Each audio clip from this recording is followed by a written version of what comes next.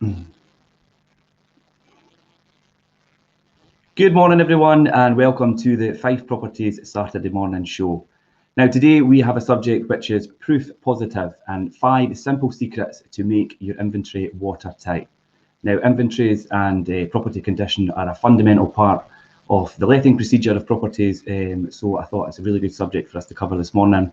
And to help me do that, I have Jim Parker. Morning, Richard. How are you? Morning, Jim. I'm good. How are you? Absolutely fantastic. So inventories and property condition, I think, is a really good one.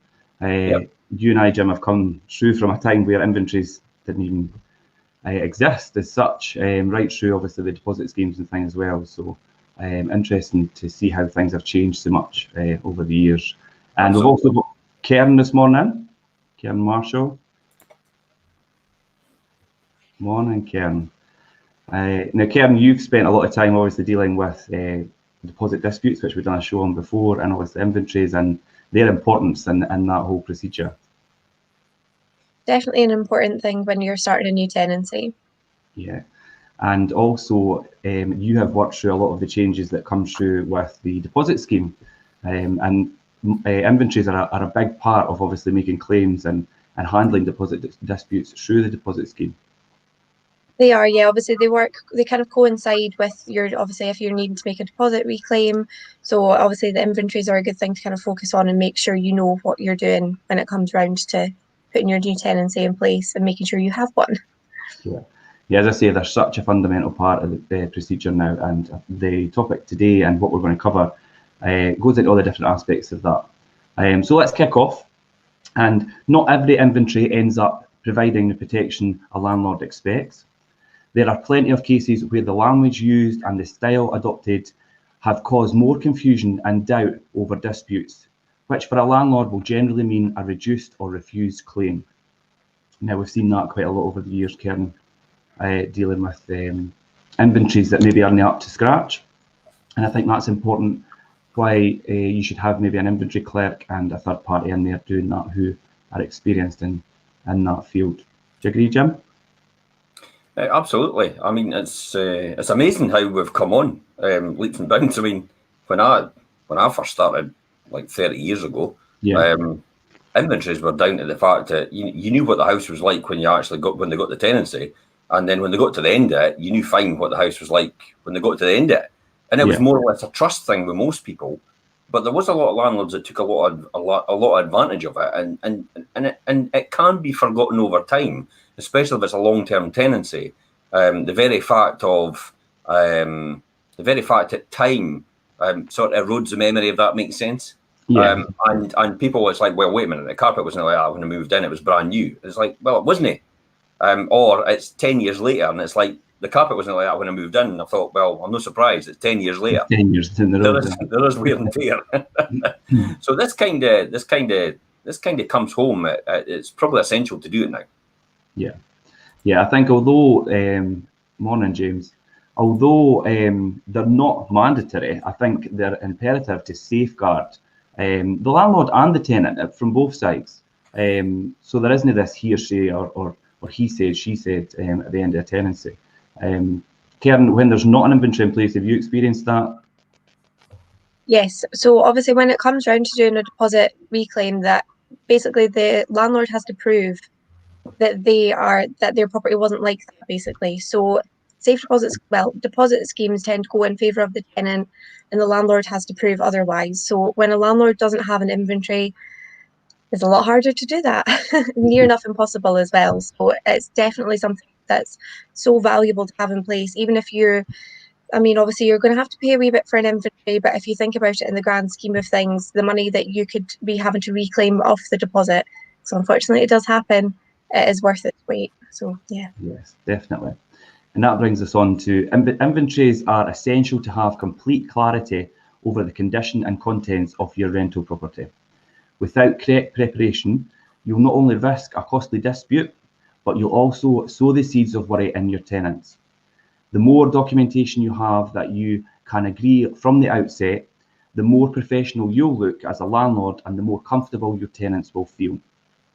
When you're preparing a paper or digital inventory, you must ensure it's signed off by you or your managing agent and your tenants. But as you'll discover, there's more to it than that.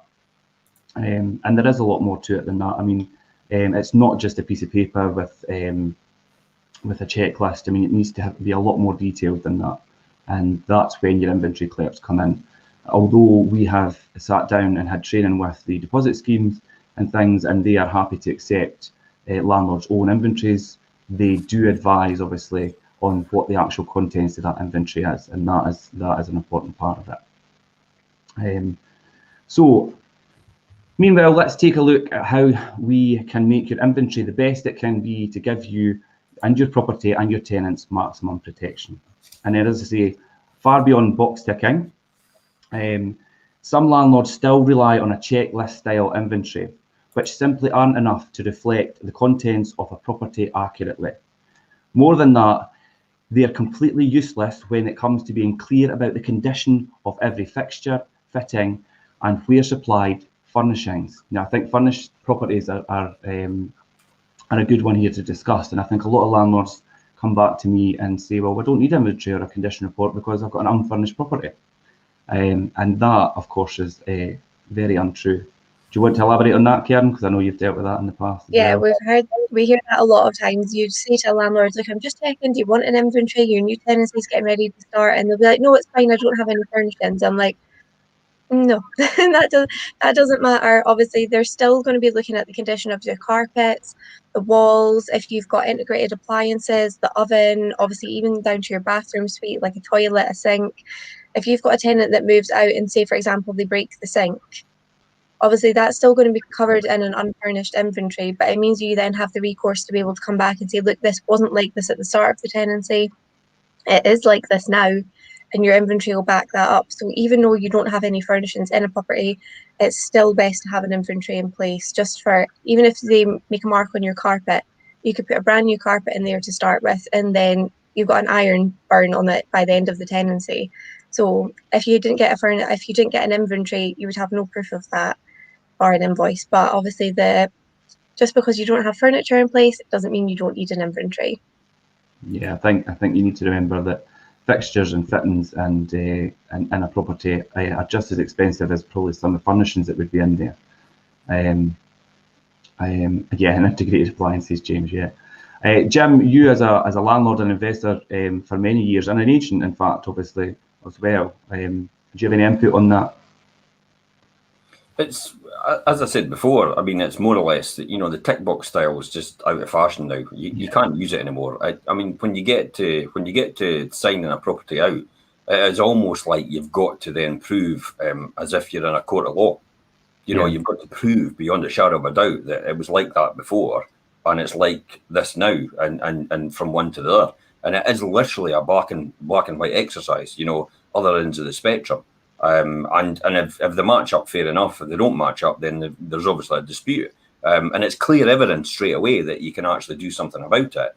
And especially if it goes to the deposit protection schemes, because they actually sit as a panel, and it is a panel of ex-solicitors, some people representing private landlords, and they look at it in that context. Yeah. I mean, the adjudication process with the deposit schemes is quite strict. And if you have not got a clear illustration of what your property was like in the first instance, and then again, obviously, at the sign out and exit point, to show the differentiation of what the property's condition is, then it's very hard to win a dispute. And obviously, as a landlord, then you want to recoup costs if things have been damaged, quite rightly, by a tenant. And that brings me on to say we can't stress enough that inventories are so much more than a box ticking exercise. And a correctly prepared report can easily run 30 pages more. If your property is furnished, that could be a lot more than 30 pages. I mean, we have inventories in the past, morning May, that have run to 50 odd pages, 60 odd pages, Karen. I mean, depending on the property size and the contents and things as well. There's a lot of time involved in writing down every last detail, but even if you have complete confidence and trust in your tenants, it's in both and your best interest to go deep. So if your inventory is just a few pages long, it's unlikely to be of any use in a dispute. And we have seen that in the past, and I think some people inventory prices over the years have increased, and some people decide to do their own inventories, and that's fine. Landlords and things can do their own inventories, but you can't stress enough about the detail that needs to be in them.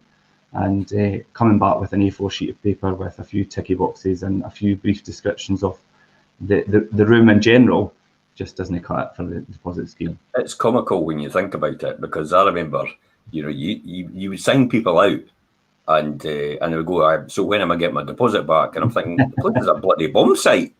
It's like, how many of you think you're getting your deposit back? It's like you've written all over the walls.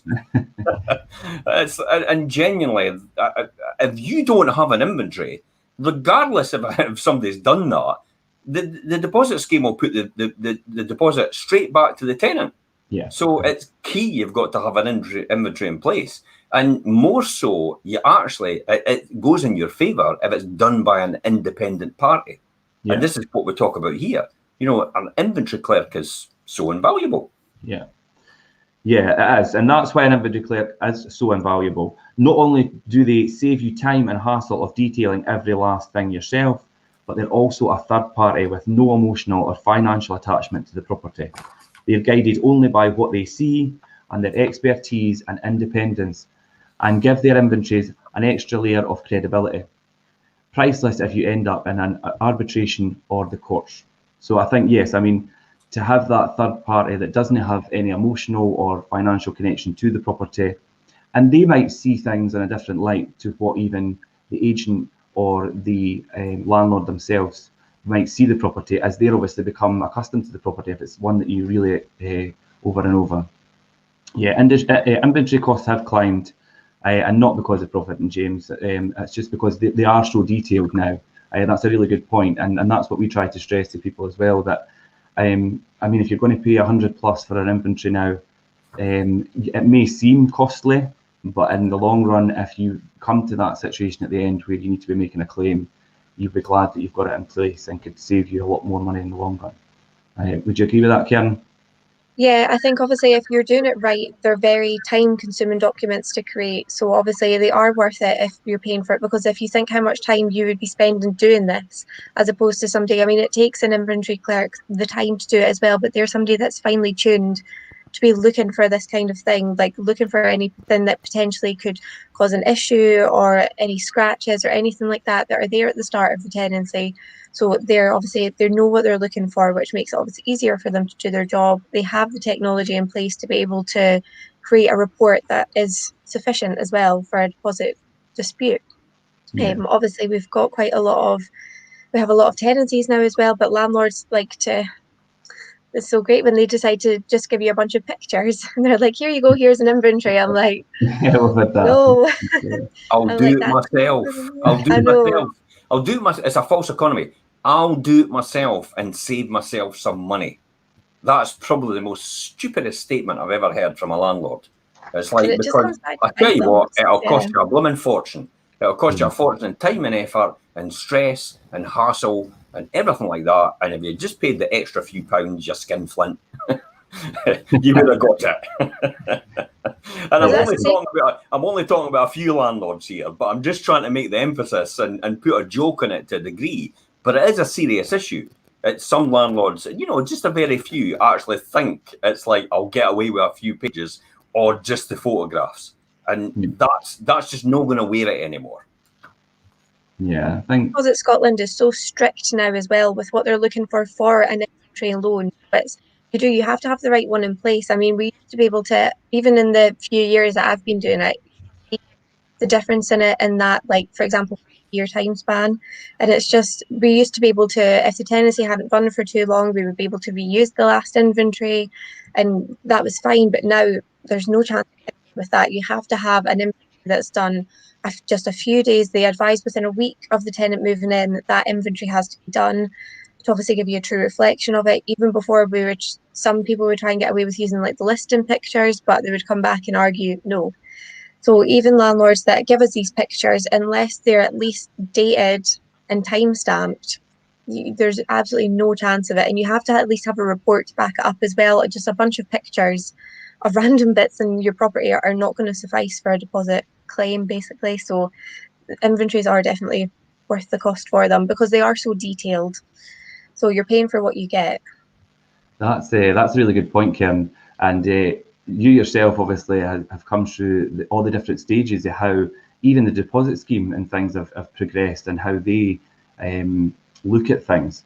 I mean, originally when the deposit scheme first come into play and things, they were a lot more lenient with what they would accept in terms of evidence. I mean, originally we would be able to do an inventory on a property and say a tenant only lasted 6 months or so, and the property was relatively the same. We were allowed to use the same inventory again because it was still a relatively accurate illustration of the property.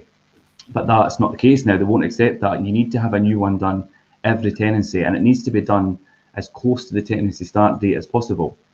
And if not, as you say, Karen, they won't entertain it. That's classic, eh? Don't you think there's a significant bias towards the tenant? Of course not, James. How ridiculous would that be? Of course there is. Yeah.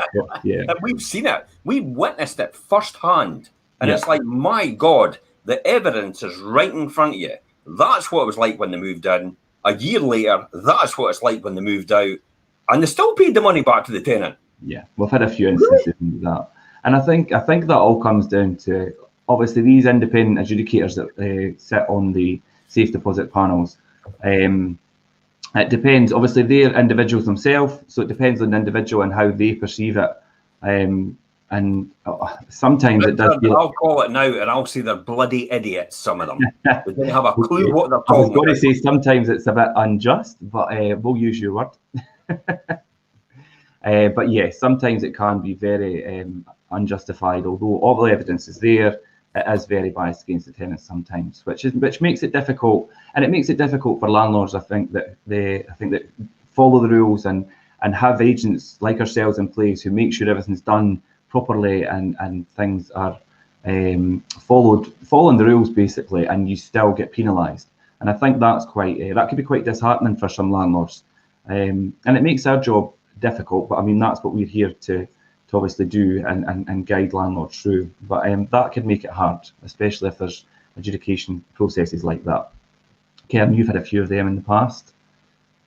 Yeah, obviously, if your case is going through to adjudication, you're going to have to provide so much evidence. So we're not just talking an inventory here. You need an inventory, you need a sign out, inspection reports, everything to back up your claim, basically. And obviously, you'll get some landlords that you'll get some landlords, like we had one last week, the tenant had left the oven a bit dirty, but the landlord was like, it's fine, don't worry about it. And they got their full deposit back because they'd been good tenants, they had looked after the property. Obviously a wee oversight on them moving out, so it wasn't the end of the world. But then you'll have some landlords that'll look to, obviously I had a friend that she was, obviously student accommodation, landlords I think can be very picky as well. So they were looking to take their full deposit, and the place I'd seen it after they'd left and it was spotless. It was absolutely fine, but the landlord was looking to claim back so much of their deposit. And obviously, because there was an inventory in place, they were able to justify, look, this is, and obviously they'd taken pictures as well when they'd moved out. So it's just a case of having everything to back up what you're saying. So thankfully they did get some of their deposit back, but it swings and roundabouts. It depends what landlord that you have as well. If you've got somebody that's going to go for everything that they can, or somebody that's going to be a bit more lenient because you've been a good tenant. So it's there not to protect the landlords, but also the tenants as well. Yeah, of course. So, yeah, good points, Karen. And I think to remember, it's the responsibility of the landlord to prove that any damages or repairs costs are down to a tenant. And if they're not, then they're not, if you don't have the evidence to back that up. And it's all down to clear illustration, and I think terminology as well. And that brings us on to the next section, which is mind your language. Now, problems with disputes can often come down to the language used in an inventory. It's not because they're written in French or Norwegian, but because they use emotive and subjective words. One example is the word lovely, which in property terms is best confined to an estate agent's description of a charming location. It really shouldn't form part of how you describe the contents or condition of anything in your property. Stick to words commonly used with grading an object's condition. So new, perfect, excellent, very good, good, and hopefully you'll have no cause to use below average, poor, or unusable. But if you do, you're best off fixing anything in this category for the sake of starting your tenancy on the right foot. And I think that's a really important thing. There will always be, especially with relet properties and things, small areas where you might think where they need to be fixed before they're picked up in an inventory, and I think that's really important because they'll carry on to the next tenancy dispute. So Jim, do you have any input on the terminology and language used in inventories and how to describe certain areas of the property? Yeah, it has to be quite clinical. You know, it is definitely one or the other. It can't be. It has to be quite subjective rather than objective. It has to be something that's straight to the point rather than an opinion. So you're absolutely right. I mean, the grading about perfect, excellent, and good, and you know, and below average, and above average, and average. You know, these are all terms that you would use.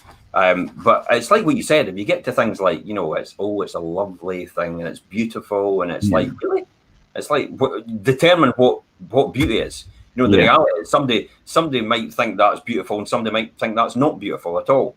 So it's all down to being quite subjective in terms of the terminology in order to make that get over the line. So, you know, you're absolutely right. It is mind your language. Make sure you get the right terminology.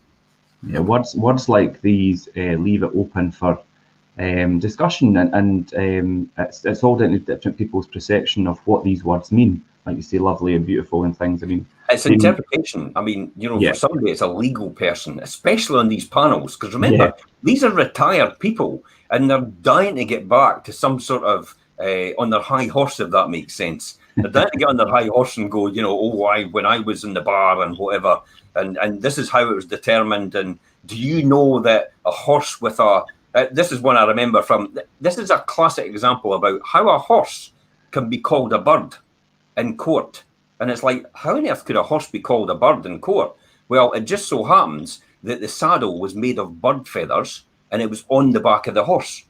So the person argued at that time in the case, this is case law, that the horse was in fact a bird because it had feathers on its back. And they granted it and they said it was right. Really? and that's the idiocracy of the whole system.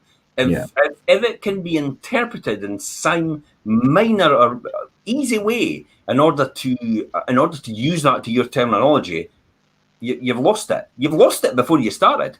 So that's why it's essential to use the right terminology.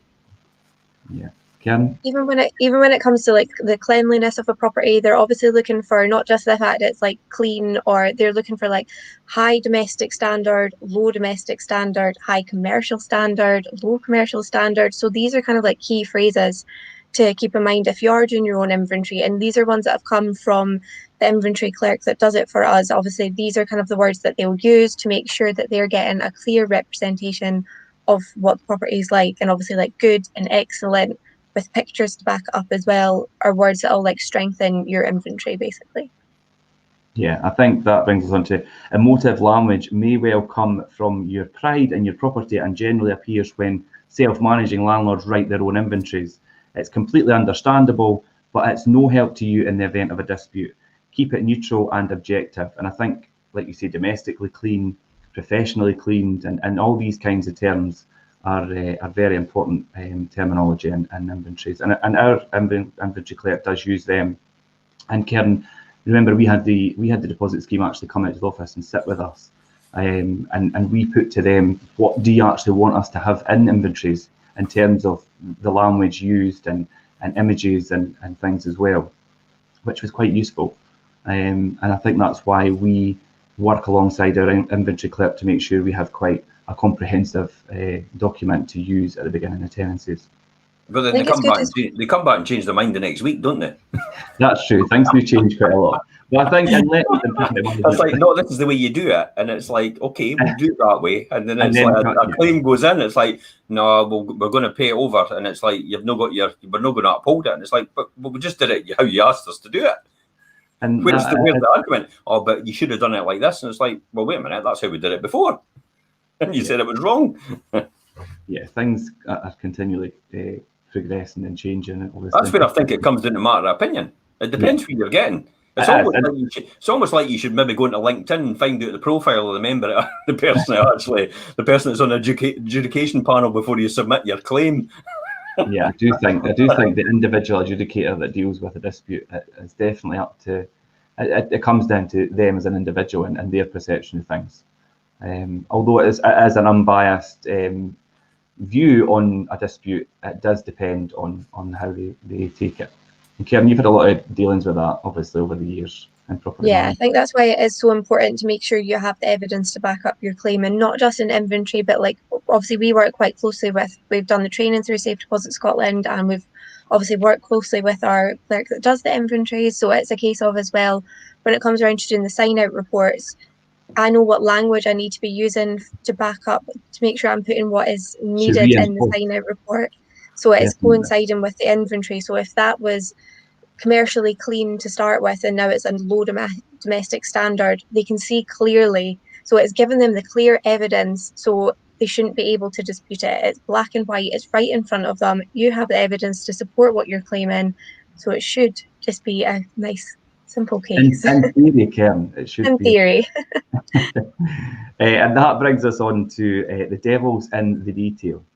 Now, inventories aren't just about listing objects, they're about giving accurate picture of your property's condition and presentation when you hand over the keys to your tenant. So as well as staging everything that's there, you also need to say what isn't. Now, minor scuffs that don't yet warrant any remedial work should be mentioned along with exactly where they are on the wall or the paintwork. The same goes for marks on carpets or floors that aren't serious but are nonetheless visible. Be very clear about exactly where they are, and when it comes to stains, whether relatively unobtrusive or relatively obvious, make sure to measure them as well as mention them and state their exact location. Now that's a really important thing. When we do the exit inspections as well, obviously if a property is in quite a well set out condition in the first instance, when we pick up things at the end, we need to document exactly where they are, what they are, and we need to illustrate the size, if it's a burn mark, if it's a scuff mark, and things for doing that, obviously, even if it's your pen or your hand, ideally a ruler or some other item like that to kind of illustrate this is how big it is in real life terms. I used to use a coin. I used to use a 10p piece or something like that and put it next to it to give it some sort of depth. Yeah, some sort of object that people know the size of in comparison. Sounds like car hire. Yeah, that's very true. And car hire is the same thing. And when you take a hired car back to the garage, they are very, very strict on the condition you return that car in, whether you've hired that for 2-3 years. And it's the same with property. You need to be very obviously clear about how it was given to them and how the person's handing it back. Karen, you've seen in dealing with disputes about obviously where certain items are on a property, whether it be in the carpet, whether it be on the skirting boards and things as well. You need to obviously be clear about where they are. Yeah, obviously there's going to be a difference between you having a mark on the wall and having to touch it up with paint as opposed to a big mark on your carpet that you're effectively going to have to put a new carpet down for. Obviously my go-to because I always have it on me, but obviously measuring is key. So making sure that you've got it in some sort of context so they can see the size of it. If you're just taking a mark on the carpet, they have no idea if it's, for example, like Jim says, the size of a penny, or it could be absolutely huge. It could take up a massive portion of the carpet. And when they're looking for stuff like that, they are going to be giving you like they award it on the aspect of the mark. It's not just a case of, oh, you're going to have to put a new carpet down. It doesn't work like that, unfortunately. So you need to make sure you have a clear indication of the size of the damaged area. Yeah, size is some damages, and also their exact location. Some pictures can be, oh well, this was here, and it's like, so can you prove it was actually there? Because that to me is just a wall, and sometimes that's a wee bit inaccurate and illustrating where things are. You need to be clear on where in the property it is, what it is, and the exact size and like I say, location. So now let's look at things that aren't there. Now, accidents happen, and a couple of more common mishaps are irons on floors and saucepans on worktops. So it's really worth mentioning that there are no burn marks, not just to state the truth, but to plant the seed in the minds of your tenants to be mindful of where they leave hot objects. Now, Ken, you mentioned this already this morning, and I was going to come back to it, but iron marks, we've dealt with those quite a lot, and obviously pots on bunkers and things. So to be clear that the bunkers and worktops are in a good condition, and likewise with carpets and things as well. So when the burn mark does appear in the exit inspection, there's a clear differentiation of the conditions at the start and the end. Iron marks, Karen, do you want to elaborate on iron marks? They are quite a common one. Yeah, obviously they are, like you say, it's a common one. It happens. People aren't paying attention and leave it on the carpet, but that's a landlord's having to get a whole new carpet for that. So you need to show that the carpet has either been new at the start or in a good enough condition. So obviously pictures of the carpet, and then to back it up, we obviously just show where that stain is, or then have the evidence to say, look, it wasn't there at the start, it's here now. This is obviously going to need to be a claim for it. Something to always remember as well about burn marks on carpets, and this is something that we come up against quite a lot, is that people or landlords expect to be reimbursed the full amount of the carpet to replace it in full, and that's not the case with the deposit schemes take on funding obviously the repair. It's only a percentage amount of the full cost of the carpet that is awarded back for a burn, not the full. It's an interesting one, isn't it, Richard? Because the thing is, if you've put a brand new carpet in and 6 months later they've got a big iron in the middle of it, it's like you can't expect another tenant to come in at the back of that and say, oh well, it's I'll just put up with that in the middle of my room. But yet the deposit scheme actually says, oh, it should only be a certain amount taken off for that. Well, wait a minute, 6 months ago it was a brand new carpet. So how on earth should I have to put up with that again?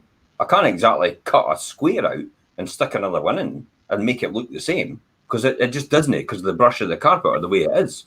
And then the next tenant goes along it and it gets frayed or something because it gets caught in the hoover or something towards. I mean, the classic example of that, like you says about the burns and the carpets, is you do get now and again when you walk into a property and it's like, how's the suite there? It's like, how's that chair? That chair's in an awfully awkward position as to what it should be. And then the next minute, they've moved out, you go, you get the deposit back, no bother. And then you move the chair because you think, I'll move that back. And then there's a big burn mark. Yeah. It's like, your bum pot. You actually just covered that up. And it has happened to me before. And it's like, you take people on trust sometimes and you will get caught out with it. So it's something to be aware of when you're actually doing that. Yeah, I think that's the thing to be aware of when you're doing your regular inspections. But the furnishings and things can hide a lot of obviously areas that aren't apparent until the place is maybe empty, or you do a more thorough inspection of the property when the tenants have left, and that's when things become apparent. Would you agree with that, Karen? Yeah, obviously when somebody's got furniture in the property, it could be hiding a lot of things. So like that couch could be scuffing the wall. Like Jim says, you could have marks underneath the furniture, sorry. So you need to wait until that property is empty to be able to get a clear picture of what's actually going to need done, if anything. Yeah, and I think that brings us on to another very important part of obviously inspections and inventories and things as well, as where bathrooms and kitchens are free of mould and limescale. Be sure to mention that too. Again, it's a clear statement that everything is looking good and provides a gentle reminder to the tenants to keep their eyes peeled. But being ultra specific and going into detail, you minimise the potential for uncertainty in the future. And I think bathtub seals and limescale and mould in bathrooms and things is one that comes up very often. And it's so easy just to replace the seal or clean it, but the regular inspections and things are a good way to keep on track with that. We see time and time again in inspections, and then obviously at the end of tenancies, that around the bath seal has not been cleaned properly or not been reported to us to then maybe have it resealed, which is such an easy and simple job to do and could have already been done throughout the tenancy rather than waiting to the end. or till we pick it up in inspection. Karen, that's something that I believe you've dealt with a few times. His bath seals and mold are an ongoing one. So many people, obviously, they'll be like, oh, I've got mold on my ceiling. I'm like, that's fine. It's condensation. It happens. This is how you clean it. But there's so many people that are they just seem to kind of put up a wall against it, and they're like, no, something must be wrong. And I'm like, no, you just have to clean it. And the amount of people that don't, and it's even after we explain it to them. So it is a case of when it comes to the end of the deposit, that's going to need cleaned. If they've left it for so long, it's potentially going to need repainted as well if it's been like on a painted bit of the wall. So it's just a case of obviously having it in place to start with, and then the inventory in place to show that there wasn't any mold there to start with, and it's now going to need sorted, basically. So it's a claimable thing if there's mold there that has just occurred from condensation, and the bath seal as well, if it's going to need resealed. Obviously, these are things that our landlords are happy to do to get the baths resealed. It's such an important, it seems so small, but it's such an important thing. So it's just to make sure that obviously we're keeping on top of that and keeping on with inspections. But it does still happen at the end when tenants won't do it. So unfortunately. Yeah. I think tenants so often come back with the dreaded word damp, and 9 times out of 10 it's not damp. It's due to lack of ventilation, and some tenants don't realise it's their responsibility to keep the air flowing through the property, open the windows, and keep a circulation there. We've spoken in previous shows and things about obviously the double glazing windows and things now, Jim, causing quite a lot of problems without having, because they make the property so watertight, there's nowhere for it to go, and that's what causes this condensation problem, and people automatically think damp, and damp's a serious problem if it's present in a property and needs to be rectified. But 9 times out of 10 it's usually a condensation. It's education more than anything. Yeah. It's making sure you're educating your tenants more and more all the time. And that starts off with when they move in for the first time. It's like you make sure you know when they move in, it's doing the proper handover. It's making sure they know where everything is. Make sure they know where everything, in case they need to switch anything off, like the water supply, the electricity, gas. You know, all these things they need to do. Even at the tank, because if you're tank fed, you know, if you can switch off the water at the water supply, which the main tank it comes in the main tank. But the reality is, the water will still keep pouring out because it's coming from the main tank. It's actually all filled up. So sometimes a lot of tanks actually have a separate water supply. So you can actually cut it off, so it cuts the tank off. So you do that as well. So it's all these wee things that could ensure. It's the prevention is better than cure. You know, that's really what it comes down to. And it's like what Karen said, you know, and you've said as well, it's quarterly inspections. It's making sure that when you go around, everything's in order, and for having the foresight to actually see if anything's going to happen in the next quarter or 6 months. And it's classic about, you know, does the grout look a bit, you know, does it need done now? Does the bath seal need done? I mean, water will find a way regardless. Yeah. And Karen said it herself, you know, it's the black mold on the top of the ceiling. It goes straight for it. The best advice for a lot of investors and landlords is when you're doing ceilings in kitchens and bathrooms, do them with vinyl silk. Yes. Or put a proper, you know, the actual polycarbonate ceilings in that they're putting in now. So make sure you do one or the other. Don't put matte emulsion, because that's what causes the problems of having black bits on your ceiling. But for tenants, for advice, if you see black mold and it's just black mold, that is literally just lack of ventilation. That's all it comes down to. If it's anything other than black mold, it's an issue. But black mold is just lack of ventilation. So it's just a white with domestos or something like that. Make sure you keep the windows open and make sure you keep the air flowing throughout the property to allow that. And also to keep the heating on sometimes, and don't leave a room ice cold every single time because you're trying to save money. It'll come back to haunt you because your clothes and your bed stuff will start to stink, and all your stuff will start to stink. And then I know what happens next. It's like, well, it's the landlord's fault. And it's like, well, it's not really. I need a new wardrobe. Yourself by the practices you've adopted to look after your house. Yeah, I think, and it's to be clear from the outset about the expectation and reinforce that throughout in the inspections and things as well with the property.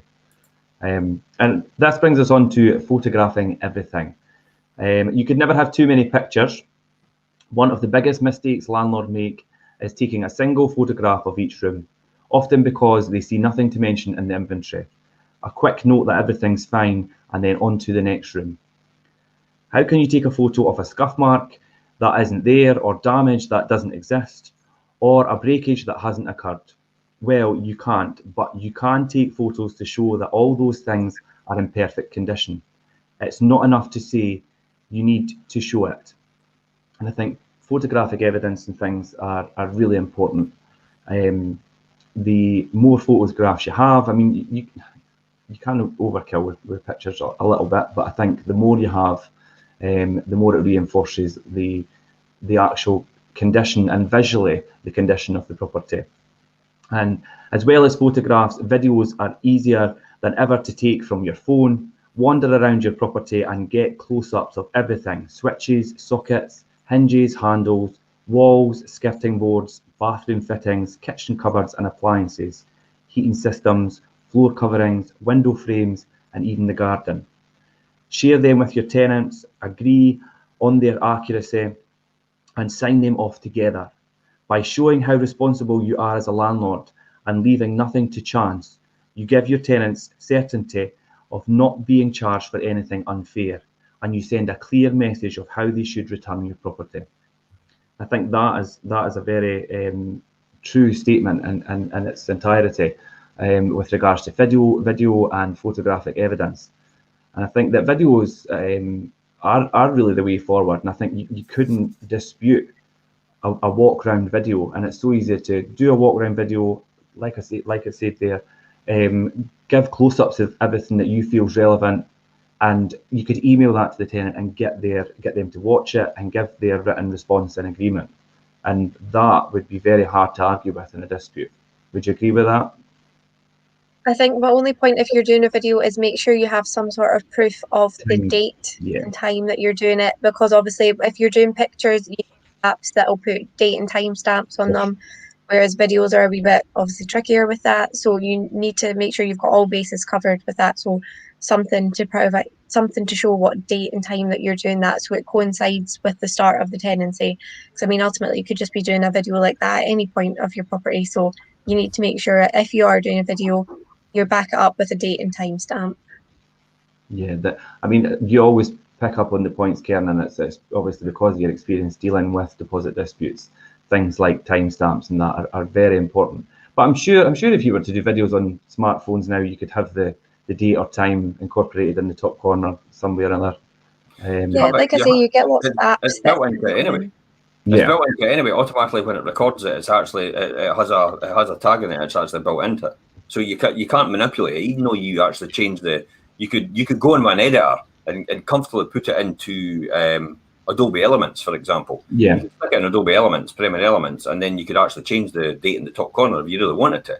But the reality is the timestamp actually inside it actually is in the file, and you can't get away with that. If anybody had any savvy, they would be able to find that quite easily. Yeah. I think that these are all the finer details. I think that obviously, like I say, Karen, you keep picking up on because you're familiar with dealing with the situation and dealing with the deposit scheme. Whereas self-managing landlords and things who don't have agents and don't have people that deal with this on a regular basis might miss out on these finer details, and these are all things that could lose you a dispute. And I'm sure you've seen that in the past, Karen. Yeah, obviously the key is in the detail for it. Make sure you've got all your bases covered, so you've got the strong enough case to back up your claim against the deposit if needed. Yeah, definitely. And that brings us on to hidden benefits. We generally speak of inventories as a fail-safe in disputes, but they also play another role. Properties need to be regularly maintained, and inventories can act as a flag for any maintenance areas that have gone unnoticed. If you've just bought a previously occupied property, the previous owner's belongings could have covered up some marks or damage. That's just like we spoke about the sofa and things earlier, Jim. Or if you owned a property for a while, you may simply have missed or gotten used to something. Here's another advantage of an inventory clerk whose sole purpose is to visit properties to find flaws. By providing a fair and detailed report, they can also alert you to any areas needing attention. Nobody notices everything, and the clerk will give you an extra pair of extremely beady eyes to help you keep your rental property looking fine without having to go there. So that's a good one for investors. I mean, some investors buy property, get their agent to do everything for, and some of them haven't even stepped foot in them. So when we get to the stage of, you know, and I've got other investors and things as well who we list property for, and they've never stepped foot in them. So it's a good way for them to review the actual condition of the property in a very detailed and accurate illustration and the inventories before each tenancy starts. And I think if you're purchasing a new investment or buy-to-let property, when it's then cleared, maybe if it's a deceased estate or something, do you know what I mean? There's a lot of things that might become apparent once it's then cleared. And you need to make sure that these are obviously remedied, I think, before the start of a tenancy, because they could then show up at the end of a sign out and exit inspection and can cause a lot of problems and dispute. And Jim, as an investor, would you agree on that? I would. There's a lot of hidden benefits to coin the phrase that you're using just now, and the fact that if it's all done properly in the beginning and the tenant's been given a properly maintained house, yeah, and the professionalism of having a proper inventory, a 50-page document, because that's effectively what it is. Yeah. You're sending the message clearly out straight away that I expect you to look after this house. And I expect this to be exactly like what I'm going to give you right now when you return it back to me. Rather than just saying what years ago, I'll be honest, and what I used to do is like, there's the keys, give me a call if anything's wrong. It was different though, it's different times, obviously. And it brings me on to say, just because something is broken or damaged at the start of a tenancy doesn't mean it has to stay that way for the duration.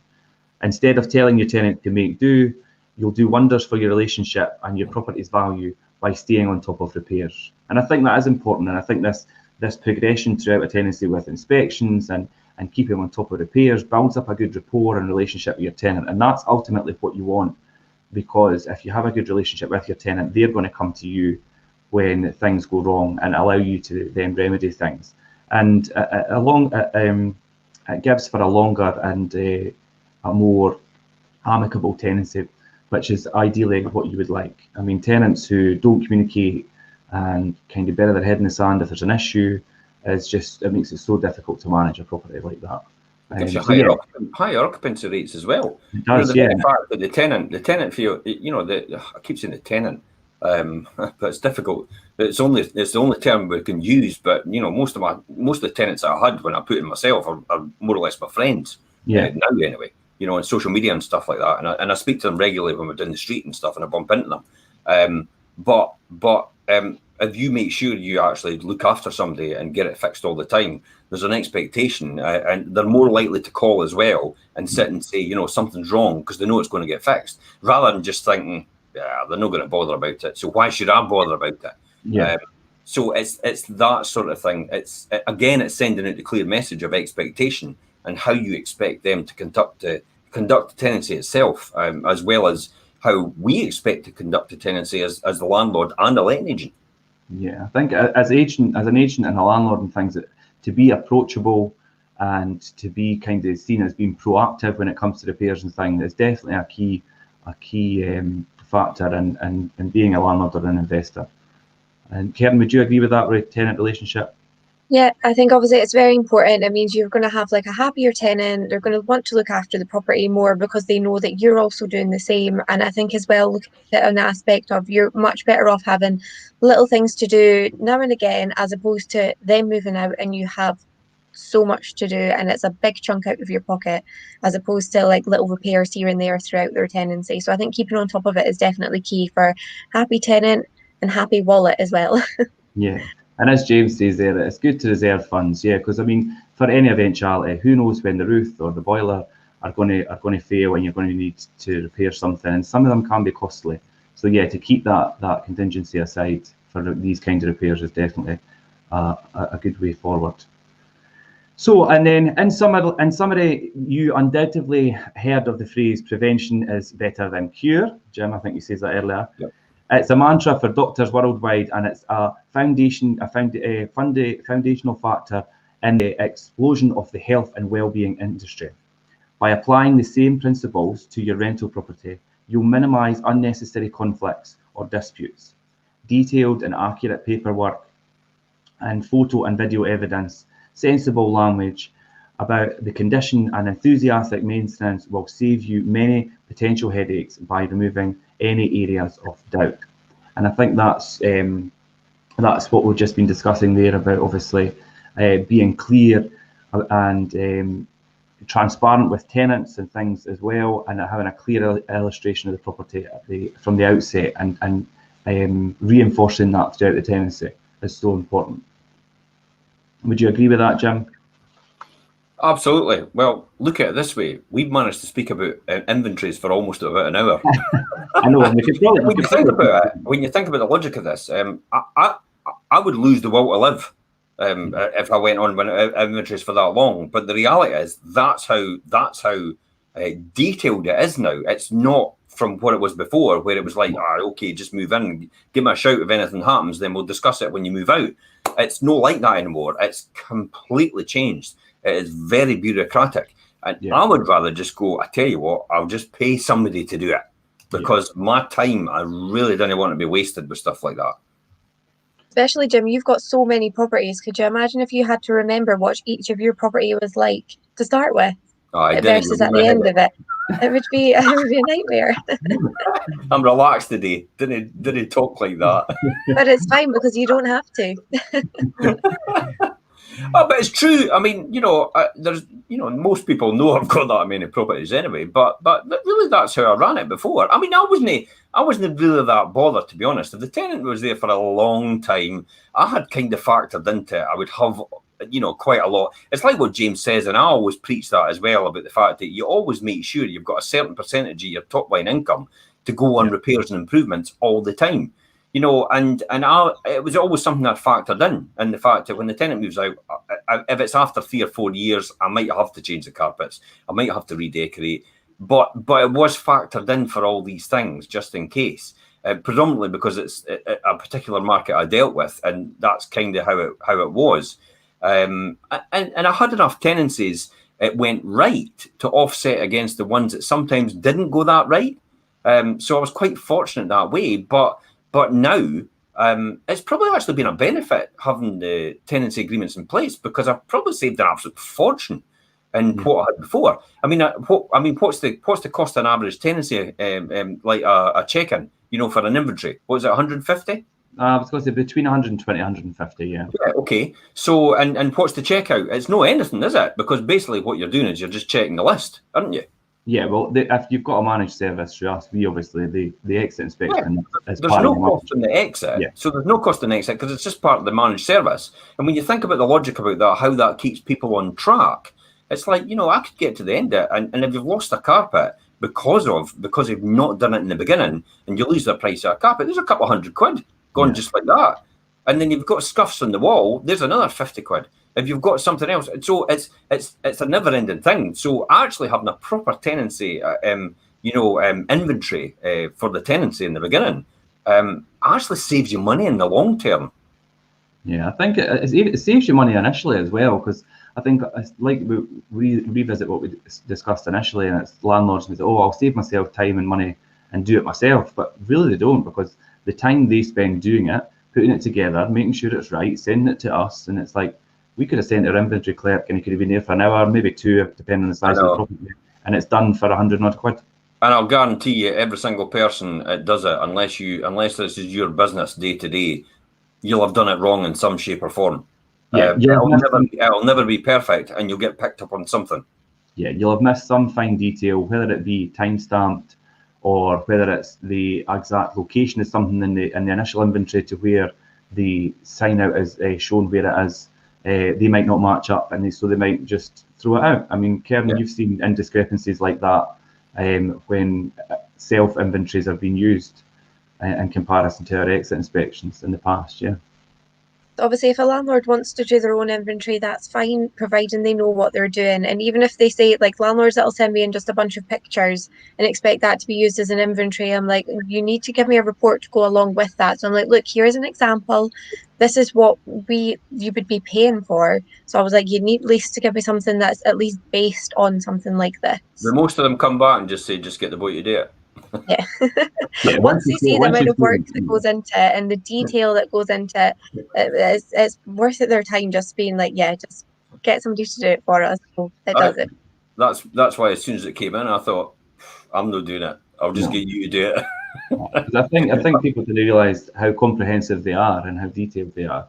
How comprehensive they have to be as well for it to be useful.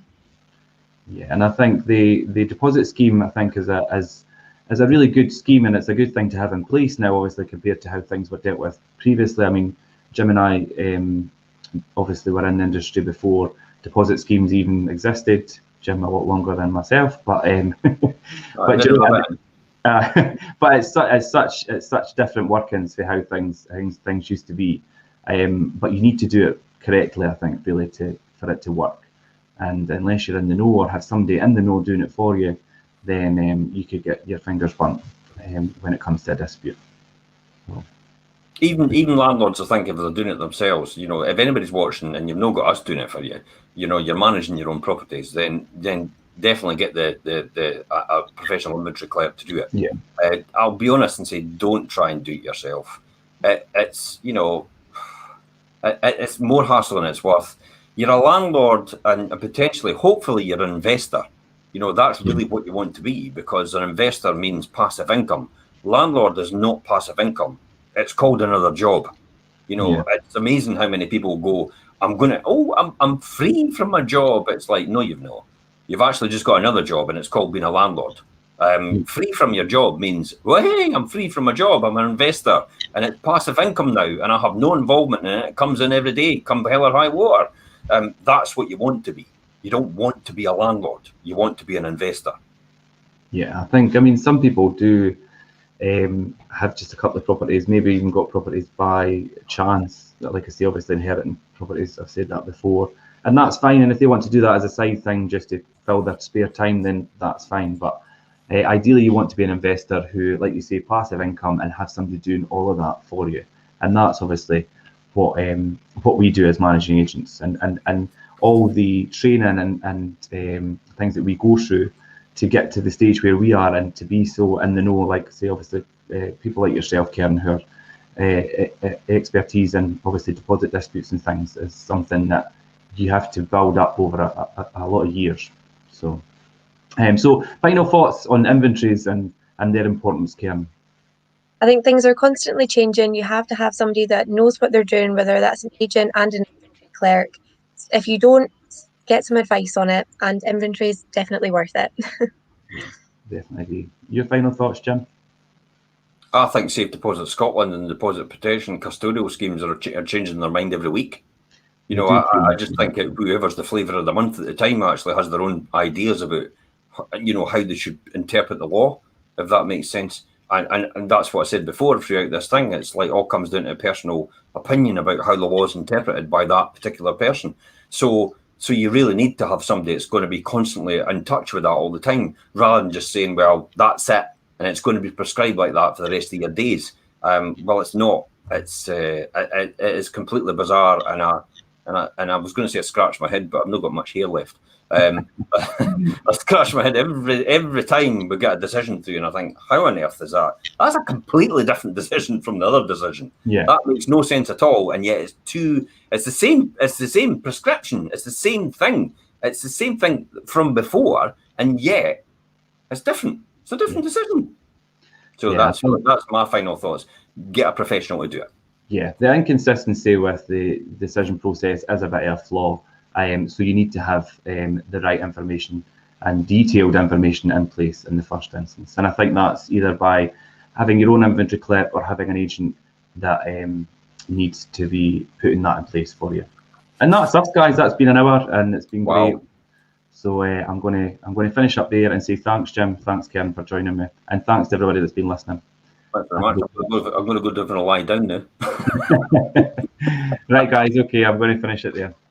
All right, for now. Thanks very much, guys, for watching, commenting. James as well. You know, Anne Marie, May. You know, and you guys as well. It's been great.